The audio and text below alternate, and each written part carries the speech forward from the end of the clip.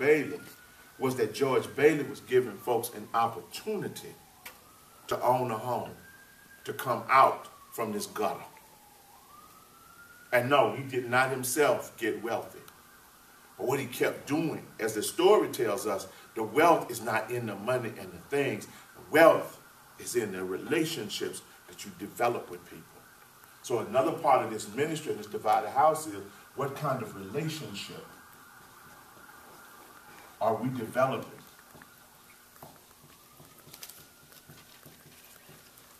with God, each other, and the larger community? How do they see us?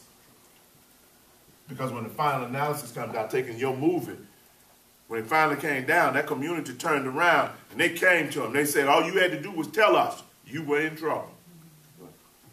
They said, you told us when we found out you were in trouble.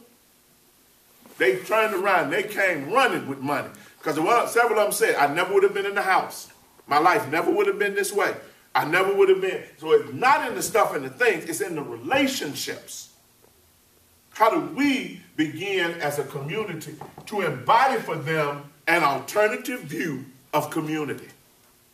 Because out here in the corporate America, out here in the rest of these world, we dog eat dog.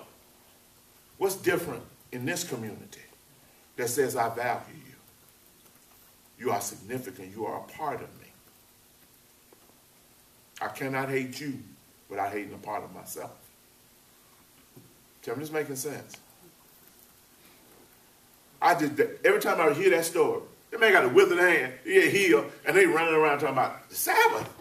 How you healing on this? Gwen, if your foot, if Jesus walked in here and touched your foot, and all of a sudden blood started running down, and I walked up to you and say, he can't heal right now, I'm doing Bible study, what would you say? No, it wouldn't. She wouldn't have been that nice. You don't get yourself on that. She done told me where I could go and get and where everything else. Wouldn't you, Christina? You don't know? You don't get out of my face? You don't get this. So why is it that we are so, and maybe this is what's hindering the move of God in our churches. Maybe this is what, that's why I put that question up there. Maybe this kind of foolishness is what has been hindering, so that this man has been sitting there in there with this condition. Because we so into our, well, at least I'm not like him, I'm better than him. Or we more preoccupied with our own stuff instead of, wait a minute, how do we develop this?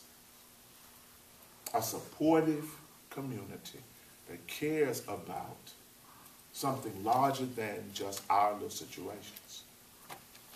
I'm more concerned about the people who come in here who have a withered hand, who have no community, who can't go to work, who can't get out. Or as my brother say, who don't even recognize, can't see.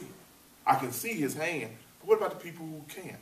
If they come in, how do we help them not only feel the presence of God, but embrace this healing that's found in community? Make sense? Our houses are divided because all of us want these little titles. We want it to be about us, and it's not about us. It's about the restoration of these people. Come on, Ruth 6, let's read the rest of it.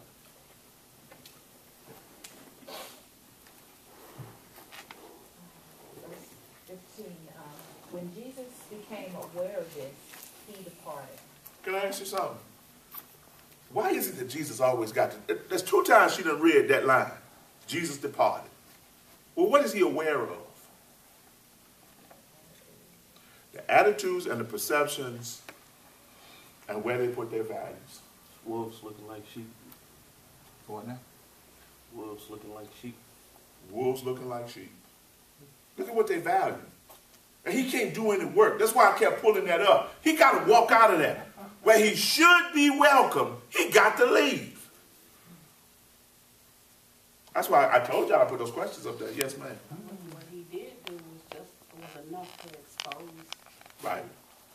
And it gives us an opportunity to change. But isn't it funny that he turned around, he said, and Jesus has this masterful way of showing, he said, he gives them that thing, he said, okay, y'all put value on sheep. Y'all put value on sheep. Why is it that y'all can't see that if your sheep got hurt, you'll be the first one running because that's important to you. You put a value to it. But now here's a man, you have no value that you put on him. How much more is a man worth than this? How much more is a man or a woman in their marriage and their children, the individuals, whether they're single, how much more important are they than your Rolls Royce? Nothing if Then they're your not bringing Maybach. you anything. Say what? Nothing if they're not bringing you anything. There you go. That's where our problem is. That's what's hindering us.